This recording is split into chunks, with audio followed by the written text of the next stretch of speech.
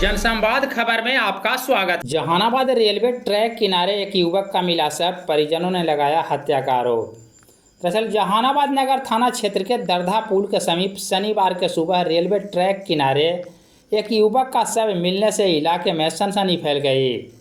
मृतक युवक की पहचान शहर के सरस्वती मार्केट के मालिक सुरेंद्र शर्मा के इकलौता पुत्र किशोर कुमार उम्र 31 वर्ष के रूप में की गई है। इस बाबत मृतक के परिजनों का बताना है कि उसके पुत्र की हत्या की गई है। उन्होंने बताया कि कुछ लोगों के द्वारा हत्या कर उसके शव को रेलवे ट्रैक किनारे फेंक दिया गया है। घटना के बाद नगर थाने के पुलिस घटनास्थल पहुंचकर शव को अपने कब्जे में लेकर पोस्टमार्टम को लेकर सदर अस्पताल जहानाबाद भेजा है। युवक के मौत के बाद घर का चिराग बुझ गया है, क्योंकि वह अपने घर का इकलौता पुत्र था। इस बारे में पुलिस अभी कुछ भी बताने से इनकार कर रही है। घटना के बाद परिजनों में कोहराम मचा है। परिजनों का रो रो कर बुरा हाल है। किस स्थिति में मिला था?